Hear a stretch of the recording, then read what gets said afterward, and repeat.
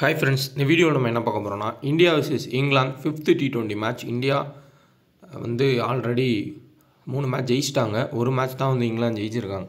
அதில் கடைசியாக ஜெயிச்சதில் என்னை பொறுத்தவரைய கண்டிப்பாக அதை ஏற்றுக்கவே முடியல. இப்படி வின் பண்ணணுமா? இதே இது ஒரு ஆஸ்திரேலியா பண்ணியிருந்தால் ஆஸ்திரேலியாவை சீட்டர்ஸ் அப்படி இப்படின்னு நம்ம சொல்லியிருப்போம்.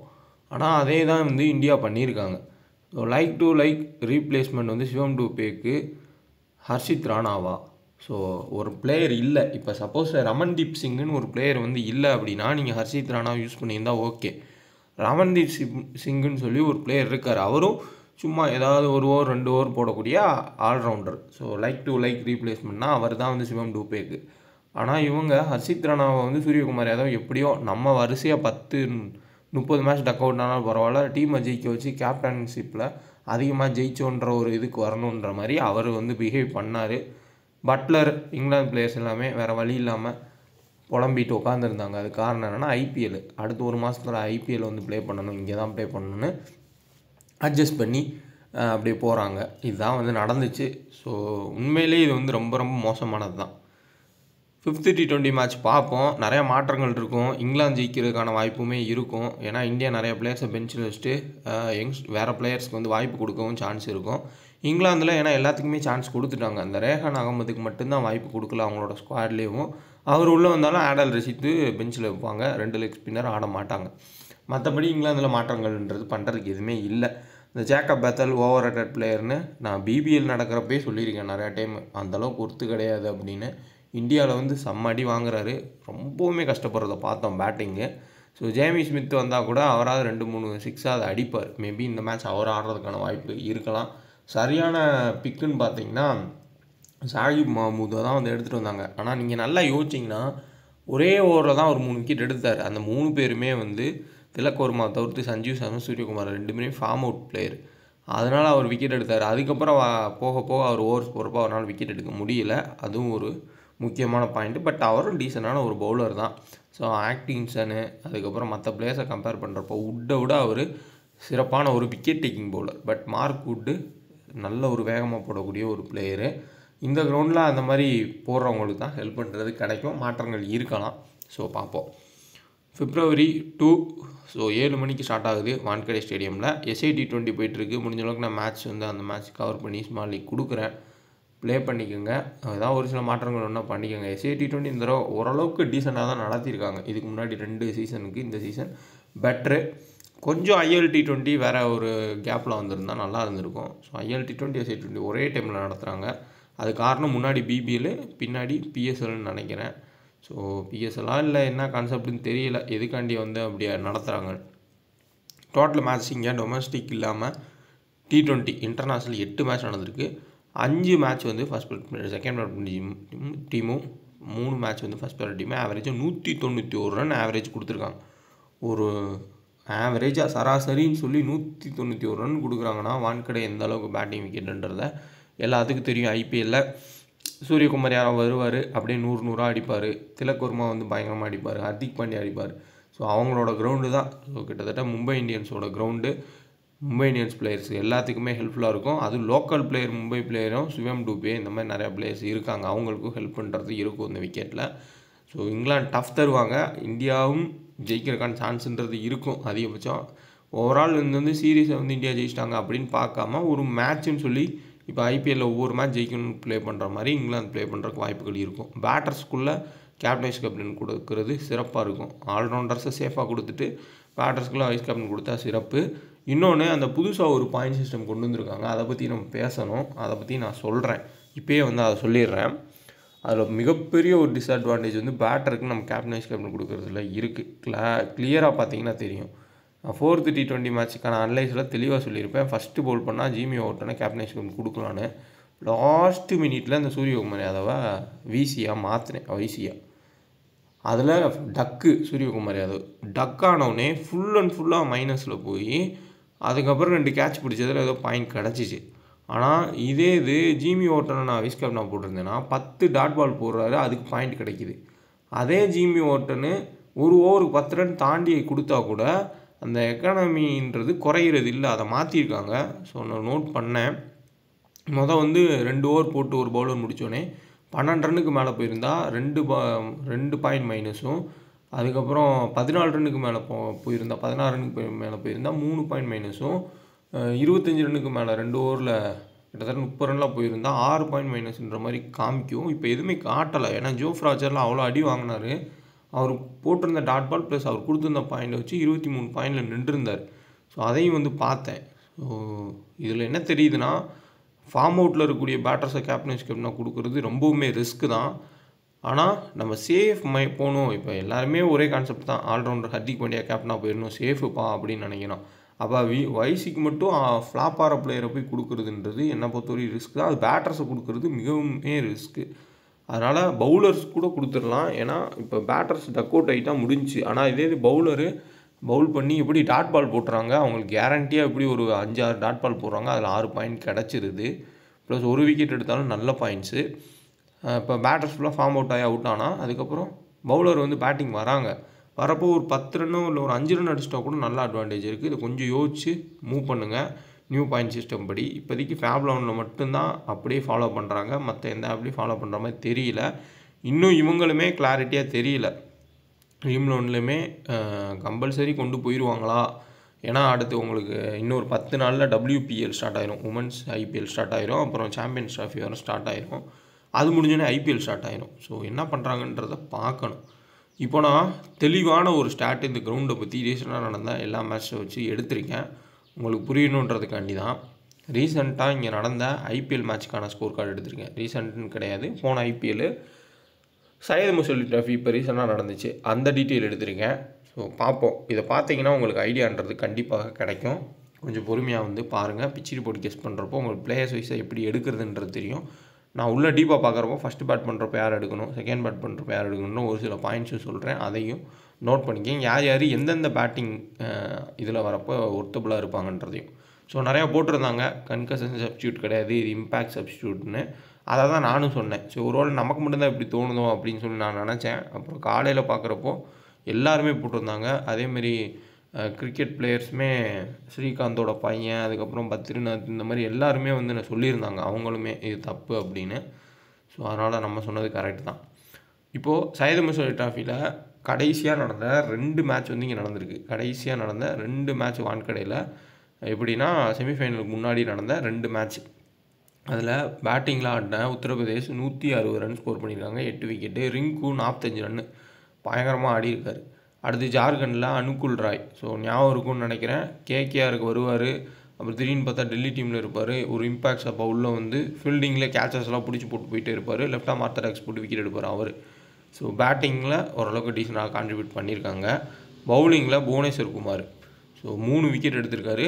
செகண்ட் பவுல் பண்ணுறப்போ மீடியம் பேசஸ் ஹெல்ப் இருக்குது, ஃபஸ்ட் பவுல் பண்ணுறமே ஹெல்ப் பண்ணுறது கிடச்சிருக்கு. சேம் ஹரியானா ஜம்மு அண்ட் காஷ்மீரில் அன்சுல் கம்போஜ் CSKல எடுத்திருக்க பிளேயரு, சரியான வேகம் போடக்கூடிய ஒரு பிளேயர். அவருக்கு 2 விக்கெட் கிடச்சிருக்கு செகண்ட் பவுல் பண்ணுறப்போ. ஸோ செகண்ட் பேட் பண்ணுற பேட்டர்ஸுக்கு அந்த இனிஷியலாக கொஞ்சம் கஷ்டமாக இருக்கும், பட் தாண்டிட்டாங்க அப்படின்னா நல்ல ரன்ஸ் போகலாம். இவ்வளோ தான் கான்செப்ட்டு. முருகன் அஸ்வின் வந்து 2 விக்கெட்டு எடுத்திருக்காரு. So Haryana and Jammu and Kashmir. So இங்கே வித்வீர் சிங். ஸோ முருகன் அஸ்வின் வந்து ஜம்மு அண்ட் காஷ்மீருக்கு ஆடுறாருன்றதே நான் இப்போ தான் வந்து பார்க்குறேன். ஆமாம், அவர் தமிழ்நாடு டீமில் இல்லை. ஸோ யார் எங்கே வேணால் வந்து போய் ஆடிக்கலாம் சையது முஸ்தபி ட்ராஃபி. ஸோ இப்போ தான் நோட் பண்ணுறேன்.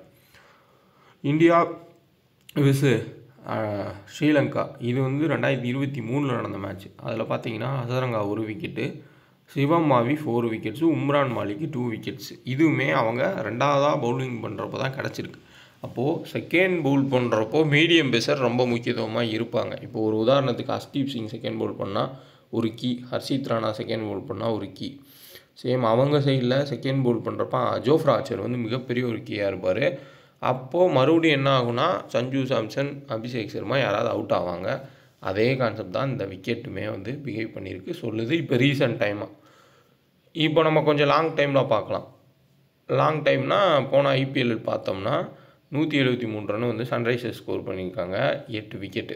Hardik Pandya 3 wicket, Piyush Chawla 3 wicket, Pat Cummins 35 run, டிரைவர்ஸ் கண்டி 48 ரன்னு. இந்தியாவில் பார்த்தோம்னா இந்தியா சூரியகுமார் யாதவ் 100 ரன் அடிச்சிருக்காரு, திலக் வர்மா 37, புவனேஸ்வர் குமார் 1 விக்கெட்டு. சேம் இந்த சைடில் பார்ப்போம். லக்னோ சூப்பர் ஜெயின்ஸ் கூட. ரோஹித் சர்மா ஒரே ஒரு மேட்ச் தான் அடித்தார் அந்த சீசன்லேயே, 68 run. Ravi Bishnoi 2 wicket, Naveen vlog 2 wicket, Dushara 3 wicket, Piyush Chawla 3 wicket. So run அதிகமாக போகுது பேட்டர்ஸுக்கு. பட் பவுலர்ஸும் கரெக்டாக விக்கெட் டேக்கிங் பவுலர்ஸ் வருண் சக்கரவர்த்தி இந்த மாதிரி பிளேயர்ஸ்க்கு கண்டிப்பாக ஹெல்ப் பண்ணுறது கிடைக்கும். கன்சிஸ்டண்ட்டாக விக்கெட் எடுக்கிறவங்களுக்கு இதுதான் வந்து இந்த விக்கெட் சொல்லுது. Overall batting track, but consistent wicket டேக்கர்ஸ்க்கு விக்கெட்டுன்றது கிடச்சிருக்கு. Simple. TDS free, GST free, எல்லாமே ஃப்ரீ. டிடிஎஸ்ஸை உங்களுக்கு போனஸாக தான் கொடுக்குறாங்க. அந்த போனஸை நீங்கள் சேல் பண்ணிக்கலாம். ட்ரேடுன்னு ஒரு ஆப்ஷன் இருக்கும், அதில் சேல் பண்ணுங்கள். யாராவது வாங்கிப்பாங்க. கண்டிப்பாக நானே வாங்கியிருக்கேன், நிறைய பேர் வந்து வாங்குவாங்க. உங்கள்கிட்ட போனஸ் அதிகமாக ஃபேப்லோனில் இருந்துச்சுன்னா அந்த ட்ரேடுன்ற ஆப்ஷனை கிளிக் பண்ணுங்கள். நீங்கள் செட் பண்ணுறது எப்படி இருக்குன்னா, ஒரு 1000 போனஸை நீங்கள் சேல் பண்ணுறீங்கன்னா ஒரு 600க்கு வந்து சேல் பண்ணுங்கள். 400 வந்து உங்களுக்கு பேலன்ஸு. அந்த ஒரு கான்செப்டில் பண்ணுங்கள். இல்லை உங்கள் போனஸ் சேல்லாம் பண்ண வேணாம், நான் யூஸ் பண்ணிக்கிறேன் அப்படின்னா நீங்கள் ஒவ்வொரு கான்டெஸ்ட் கிட்டத்தட்ட 30 ரூபா 20 ரூபா வந்து யூஸ் பண்ணிக்கலாம். இப்போ நான் ஏன் போனஸ் வாங்குகிறேன் அப்படின்னா, போனஸை வச்சு நான் கான்டெஸ்ட் ஜாயின் பண்ணுறேன். நீங்கள் சேல் பண்ண தேவையில்லை. போனஸ் ரொம்ப ரொம்ப ஒர்த்து ஃபேப்லோன் ஆப்பில். ஏன்னா அந்தளவுக்கு நீங்கள் போனஸை பயன்படுத்தலாம் ஒவ்வொரு கான்டெஸ்ட்லையும் ஜாயின் பண்ணுறப்போ. வின்னிங்ஸும் ஹையாக கிடைக்கும். நிறைய ஆப்போசிட் பிளேயர்ஸ் வருவாங்க. ரொம்ப ஈஸியாக இருக்கும் வின் பண்ணுறதுக்கு. உண்மையை சொல்லப்போனால் அந்த 4th T20 மேட்ச்சில் நான் கொடுத்துருந்த டீம் வந்து புவரான டீம் தான். சூரியகுமார் யாதவ் போய் வைஸ் கேப்டனாக கொடுத்து சொதப்பியிருந்தேன். ஒரு மிஸ்ஸு தான். அதுக்கப்புறம் சஞ்சீவ் சாம்சன் பிக் பண்ணது ஒரு தவறு. மற்றபடி வைஸ் கேப்டனாக ஜிமி ஓட்டன் நான் ஃபஸ்ட்டு கொடுத்துருந்த மாதிரி போட்டிருந்தாலே பெரிய வின்னு கிடச்சிருக்கும். ஆனால் எனக்கு இந்த ஆப்பில் ஒரு 4 கான்டெஸ்ட் வின் பண்ணேன்னா பார்த்துக்கோங்க. பட் நான் போஸ்ட் பண்ணல டெலகிராமில். அந்தளவுக்கு ஈஸியாக தான் இருக்கும். ஆப்போசிட்டில் ரொம்ப ரொம்ப வேறு ஆட்கள் தான் வருவாங்க. யூஸ் பண்ணிங்க. டிஸ்கிரிப்ஷன் லிங்க் இருக்குது, டெலகிராம்லேயும் லிங்க் இருக்குது. கண்டிப்பாக யூஸ்ஃபுல்லாக இருக்கும். இப்போ நம்ம பிளேயிங் லோன் வந்து பார்ப்போம். சேம் இதுதான், நான் எதுவுமே மாற்றலை. ஃபோட்டோ எதுவுமேவோ அது அப்படியே தான் இருக்குது. இதில் கண்டிப்பாக மார்க் குட்டோ இல்லாட்டி சாகிப் முகமதோ இந்த 2 பேர்த்தில் ஒரு ஆள் ஆடுவாங்க. ஆடல் ரஷீத்து அப்படி இல்லாட்டி ரேஹான் அகமதுக்கு வாய்ப்பு தரலாம். ஜிமி ஸ்மித்துக்கு பதிலாக ஜேக்கப் பத்தல். இப்போ ஜிமி ஸ்மித் ஆடுறதுக்கான வாய்ப்பு ரொம்ப அதிகமாக இருக்கும். மற்றபடி Phil Salt, Ben Duckett, Jos Buttler, Harry Brook, Liam Livingstone, Jamie Overton, Brydon cars.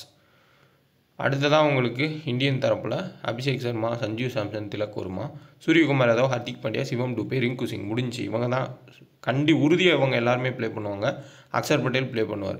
Ravi Bishnoi, Varun சக்கரவர்த்தி, ஹர்தீப் சிங். பட் இப்போ இதில் என்னென்னா, போன மேட்ச்சு ஹர்ஷித் ராணா சிவம் டுபேக்கு இன்ஜுரின்னு சொல்லி வந்து பவுல் பண்ணிட்டார், 3 விக்கெட் எடுத்துட்டார். இப்போ வான்கடையில் இத்தனை ஸ்பின்னரை வச்சுட்டு போகவும் முடியாது. ஒரு ஸ்பின்னரை கட் பண்ணணும், இல்லாட்டி ஒரு பேட்டரை கட் பண்ணி ஒரு மீடியம் பேஸரை உள்ளே எடுத்துகிட்டு வரணும். ஹர்ஷித் ராணாவை எடுத்துகிட்டு வரணும்னு நினச்சாங்கன்னா, சப்போஸ் இப்போ சிவம் டுபேக்கு இன்ஜுரியாகவே இருக்குது, அவர் வரல அப்படின்னா ஹர்ஷித் ராணா ஆடுவார். அப்படி இல்லாட்டி ரவி பிஷ்னாயை தூக்கிட்டு அந்த இடத்துல ஹர்ஷித் ராணாவை கொண்டு வரலாம். ஸோ பார்ப்போம் என்ன பண்ணுறாங்கன்னு. ஏன்னா வருண் சக்கரவர்த்தி எடுக்க முடியாது, அக்ஷர் பட்டேல் எடுக்க முடியாது. சின்ன மாற்றங்கள் தான் இருக்கும். இப்போ சிவம் டுபே வரலன்னா ஹர்ஷித் ராணா ஆடுவார், முடிஞ்சு இதே லெவன் தான் ஆடுவாங்க. ஸோ பார்க்கலாம். தொடர்ந்து ஃபார்ம் அவுட்டில் இருக்கக்கூடிய சூரியகுமார் யாதவ், ஃபார்மில் இருந்தும் ஷார்ட் பாலுக்கு பயந்து ஆடக்கூடிய சஞ்சீவ் சாம்சன். இதுதான் கான்செப்ட். செம்ம பிளான் பண்ணி சஞ்சீவ் சாம்சனுக்கு இந்த பால் போட்டால் அவுட்டுன்னு பட்லரு ஐபிஎல் டீம் கூட ஆடினவர் பக்காவாக பிளான் பண்ணி சொல்லி கொடுத்து கூப்பிட்டு வந்திருக்காரு அவங்க பவுலர்ஸை. ஏன்னா ராஜஸ்தான் ராயல்ஸ் ஆடுறப்போ நல்லாவே தெரியும் பட்லருக்கு சஞ்சீவ் சாம்சன் எப்படி பேட் பண்ணுவார், அதேமாதிரி எந்த பாலுக்கு வந்து பயப்படக்கூடிய பிளேயர்னு அதை கண்டினியூவாக கொடுக்குறாங்க. ஒரே பால் தான் சஞ்சீவ் சாம்சன், ஒரே ஷாட் தான், அவுட் ஆக போக சிரிக்க, அதுக்கப்புறம் கேட்சை ட்ராப் பண்ணோன்னே சிரிக்க. இதனால தான் வந்து இந்தியன் டீமில் சஞ்சீவ் சாம்சனை எத்தனை வருஷமானாலும் எடுக்கிறதே இல்லை. ஏதோ இப்போ சூரியகுமார் யாதவ் வந்து கொஞ்சம் ஹெல்ப் பண்ணதுனால எடுத்து ஒரு 2-3 100 அடித்து வந்திருக்காரு.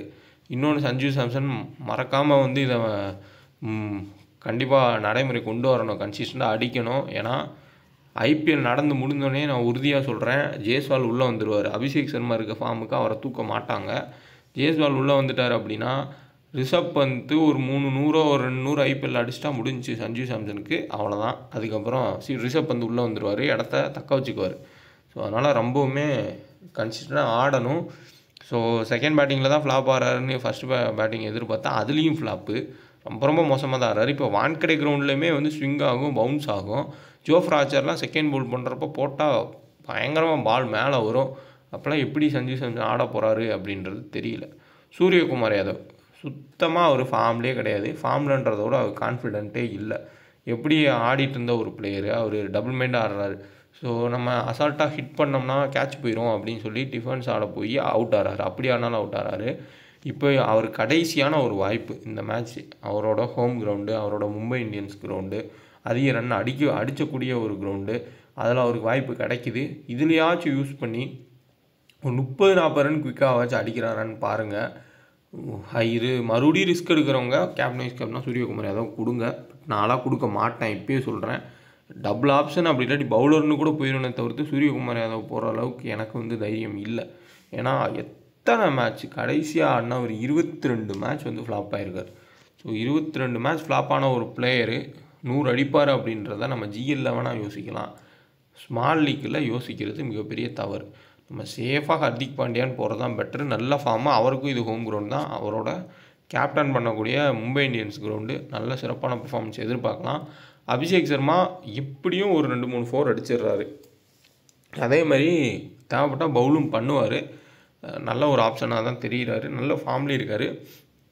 ட்ராப் பண்ணாமல் எடுத்துகிட்டு போகிறது தான் பெட்ரு. இந்த பழைய அபிஷேக் சர்மா வந்தோடனே ஃபஸ்ட் பால் அவுட் ஆகிறது அதெல்லாம் இல்லை, நல்ல டச்சில் இருக்கார்.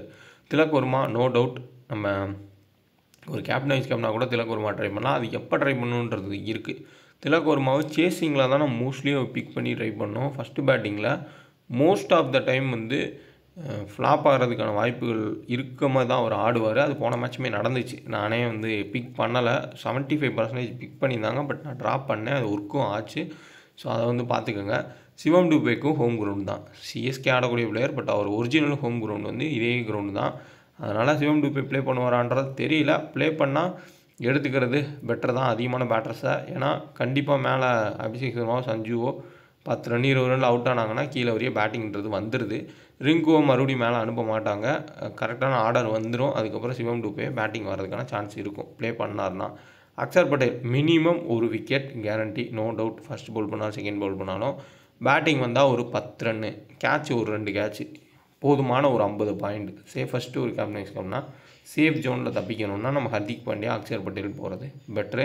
ரவி பிஷ்னாயி நான் 3வது மேட்ச் T20 வீடியோவில் சொல்லியிருப்பேன். ஃபஸ்ட்டு பவுல் பண்ணுறப்ப தான் பயங்கரமாக கஷ்டப்படுறாரு ரவி பிஷ்னாயி. இதே ரவி பிஷ்னாயி செகண்ட் பவுல் பண்ணால் பயங்கரமான விக்கெட்ஸ் எடுப்பார்னு.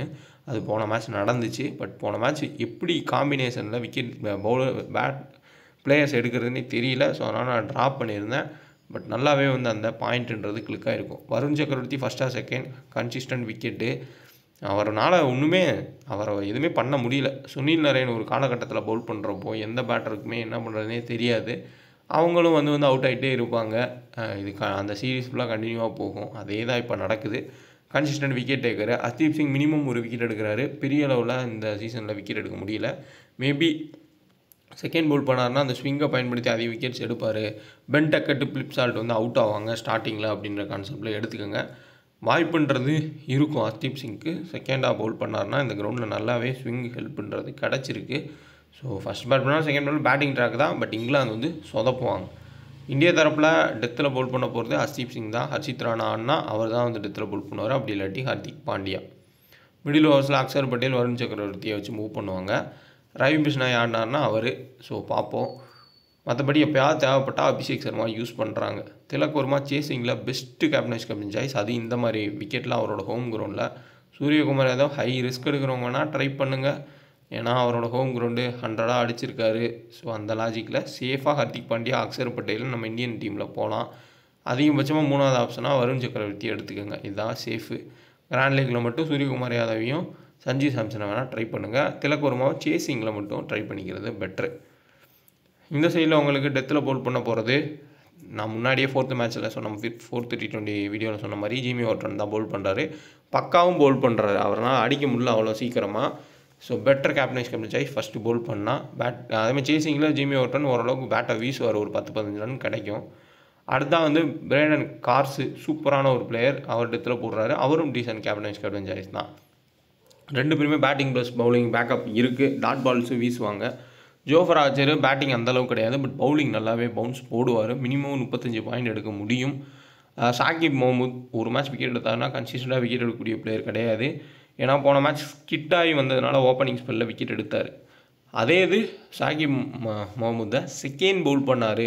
சஞ்சு சாம்சனும் அபிஷேக் சர்மாவும் சேசிங் வராங்க அப்படின்னா அந்த இடத்துல வேணால் ட்ரை பண்ணி பாருங்கள். ஏன்னா கொஞ்சம் வான்கடை விக்கெட்டில் செகண்ட் பவுல் பண்ணுறப்போ ஹெல்ப் பண்ணுறது இருக்கும். ட்ரெண்ட் போல்ட் வந்து பயங்கரமாக பவுல் பண்ணி பார்த்துருக்கோம். அந்த லாஜிக்கில் வேணால் ரிஸ்க் எடுக்கிறவங்க சாக்கிப் பாம்புதை செகண்டாக பவுல் பண்ணார் அப்படின்னா கொஞ்சம் ட்ரை பண்ணி பாருங்கள் அந்த இனிஷியல் ஸ்விங்குக்காண்டி. பென் டக்கட், ஃபிளிப்சால்ட் சொல்கிறதுக்கு எதுவுமே கிடையாது. Consistent flop. Jacob பேத்தல் consistent flop. Liam Livingstone ஒரு மேட்ச் அடிக்கிறாரு, ஓவர்ஸ் தரமாட்டுறாங்க, அவருக்கு கொடுத்தா யூஸ் பண்ணிப்பார், பட் தரது இல்லை. ஹாரி ப்ரூக் சேசிங்கில் டீசெண்டான ஒரு பிளேயர், அதை காமிச்சார். ஆனால் ஃபஸ்ட்டு பேட்டிங்னா அவர் அவுட் ஆவார், அது எல்லாத்துக்கும் தெரிஞ்சது தான். வருண் சக்கரவர்த்தி எடுத்துகிட்டு இருந்தால் போன மேட்ச்சுமே வருண் சக்கரவர்த்தி தான் அவுட் ஆனார், பட் சேசிங்கில் கொஞ்சம் நல்லா ஆடினார். அதே பட்லர் பார்த்தீங்கன்னா ஃபஸ்ட்டு பேட்டில் ஃபுல்லாக நல்லா ஆடி சேசிங்கில் சொதப்பினார், அதையும் நோட் பண்ணணும். ஸோ அதனால் பட்லர் ஃபஸ்ட் பேட் பண்ணால் பெஸ்ட்டு கேப்டன் சாய்ஸாக ட்ரை பண்ணலாம். சேசிங் வந்தால் வேணாம். அதேமாதிரி சேசிங் வந்தால் மட்டும் ஹாரி ப்ரூக்கை ட்ரை பண்ணுங்கள். லியாம் லிவிங்ஸ்டன் சேஃபஸ்ட்டு ஒரு ஆப்ஷன், பட் ஜிமி ஓவர்டன் அதுக்கப்புறமா பிரேண்டன் கார்ஸ் இந்த 2 பேருமே வந்து உங்களுக்கு ஓரளவுக்கு டீசெண்டான ஆப்ஷன்ஸாக இருப்பாங்க, சேஃபஸ்ட்டு ஒரு ஆப்ஷன்ஸாகவும் இருப்பாங்க. ஜாஸ் பட்லரை ஃபஸ்ட் பேட் பண்ணால் மட்டும் ட்ரை பண்ணிக்கோங்க. டெத்தில் பவுல் பண்ண போகிறது அதே தான், ஜிமி ஓவர்டனு கார்ஸு. ஸோ இதில் ட்ரம்ப் கார்டு பிக்குன்னு நம்ம வந்து பார்த்தோம்னா கண்டிப்பாக ஒரு டிஃபரன்ஷியல் ட்ரம்ப் கார்டு பிக்காக சேசிங்னா ஹாரி ப்ரூக். அதேமாதிரி ஃபஸ்ட்டு பேட்டிங்னா பென் டக்கட்டை கூட ட்ரை பண்ணுங்கள். பென் டக்கட்டும் ஓரளவுக்கு டீசன்ட் ஃபார்மில் ஆடுறாரு. ஆனால் என்னென்னா ஒரு பிரச்சனை, பென் டக்கட்டை ரொம்ப குவிக்காக ஆட பார்ப்பார், சடனாக அவுட் ஆகிட்டு போயிடுவார். அவர் எப்போ அவுட் ஆக போகிறாருன்னே நம்ம கெஸ் பண்ண முடியாது, அந்த மாதிரி ஒரு பிளேயர். அதுதான் வந்து ஒரு ப்ராப்ளமாக இருக்கும். So Saqib Mahmood second bowl பண்ணால் ஒரு கீ. போன மேட்ச் ஃபஸ்ட் பவுல் பண்ணி விக்கெட் எடுத்த மாதிரி இந்த கிரவுண்டில் எடுக்கிறது கொஞ்சம் கஷ்டம். ஏன்னா டெத்தில் இருக்கக்கூடியவங்களுக்கு தான் ஹெல்ப் பண்ணுறது இந்த கிரவுண்டில் கிடைக்கும். ஸோ அதனால் ஃபஸ்ட்டு பவுல் பண்ணால் ஜிமி ஓவர்டன், பிரேண்டன் கார்ஸ் தான் மிகப்பெரிய ஒரு கீயாக இருப்பாங்க. கிராண்ட் லீக் கேப்டனில் வேணால் சேசிங் வந்தால் ஹாரி ப்ரூக்கை ட்ரை பண்ணுங்கள். அதேமாதிரி இந்த தரப்பில் உங்களுக்கு கிராண்ட் லீக் கேப்டனாக திலக் வர்மா ட்ரை பண்ணி பாருங்கள். சேசிங்கில் ஃபஸ்ட்டு பேட் பண்ணால் இல்லை ஓவராலில் ஹை ரிஸ்க் எடுக்கிறோம் சஞ்சு சாம்சன், சூரியகுமார் யாதவ். ரொம்ப டாப்பில் ஃபுல்லாக விக்கெட் போகும், மிடில் வந்து பேட்டிங் வரும். நீங்கள் யோசிச்சா ஏதாவது ஒரு சில டீம்ஸில் நீங்கள் ரிங்கு சிங்கை ட்ரை பண்ணலாம். சேம் இந்த சைடில் ஜாக்கப் பேத்தலையோ இல்லை ஜிம்மி ஸ்மித்தையோ 1 or 2 டீம்ஸில் ஆட் பண்ணிக்கிறது பெட்ரு. இன்னொன்று பாயிண்ட் சிஸ்டம்ன்றது மாறி இருக்குது, அது 2 ஆப்பில் தான் மாறி இருக்குது, மற்ற எந்த ஆப்லேயும் மாற்றலை. இன்னொன்று அந்த பாயிண்ட் சிஸ்டத்துக்கும் நம்ம டீம் எடுக்கிறதுக்கும் எந்த சம்மந்தமும் இல்லாத மாதிரி தான் இருக்குது. நம்ம பர்ஃபெக்டாக டீம் எடுத்தால் எந்த இதுலனாலும் வின் பண்ணலாம். என்னென்னா இந்த டக்கவுட் ஆகிற கேப்டனைஸ் கம்பெனியும் டக்கவுட் ஆகிற பிளேயரையும் நம்ம அதிகமாக எடுத்திருந்தால் கொஞ்சம் பாதிப்பு இருக்குது. இப்போ நம்ம ஒரு பேட்டரை எடுத்து அவர் டக்கவுட் ஆகிட்டார், அதே ஒரு பவுலர் ரிஸ்க் எடுத்து அவர் 8 டாட் பால் 10 டாட் பால் போட்டால் அவருக்கு பாயிண்ட்ஸ் அதிகமாக போகுது. அவ்வளோதான் கான்செப்ட்டு. பார்க்கலாம் எந்தெந்த ஆப்பில் மாற்றுறாங்க மாற்றலைன்னு. முன்னாடி பிச் ரிப்போர்ட் கொடுத்துருந்தேன், ஸோ என்னோடய ஐடியாஸுக்கு கொடுத்துருக்கேன். So Harry Brook, Tilak Varma chasing important. Suryakumar Yadav, Sanju Samson risk எடுக்கிறவங்க கேப்டனைஸ் கேப்டனாக ட்ரை பண்ணுங்கள். மிடில் வரையும் பேட்டிங் வரும், விக்கெட்ஸ் ஏர்லியாக போகும் அப்படின்னா ரிங்கு, அதுக்கப்புறம் ஜிமி ஸ்மித், அப்படி இல்லாட்டி ஜாக்கப் பேத்தலை வந்து கன்சிடர் பண்ணி எடுங்க. ரொம்ப லோ பர்சன்டேஜ் பிக்ஸாக இருப்பாங்க. பட்லர் ஃபஸ்ட்டு பேட் பண்ணால் நல்லா ஆடுவார், சேசிங்கில் கொஞ்சம் சொதப்புற மாதிரி தெரியுது. அதுமாதிரி Jimmy Overton, Brydon Carse first bowl பண்ணால் மிகப்பெரிய key, double option players. Hardik Pandya, Harshit Rana இல்லை அப்படின்னா அவர் தான் அதிகபட்ச ஓவர்ஸை வீசுவார். ஸோ பார்க்கலாம் யார் வந்து ப்ளே பண்ணுறாங்க. வீடியோ இருந்தால் லைக் பண்ணுங்கள், ஏதாவது டவுட்னா கமெண்ட் பண்ணுங்கள், கரெக்டான டெலகிராமை பார்த்து ஜாயின் பண்ணிக்கோங்க. SA T20 கன்சிஸ்டண்ட்டாக நம்ம வீடியோ கொடுக்காட்டினாலும் டீம்ன்றது கொடுப்போம், ஃபாலோ பண்ணிக்கோங்க.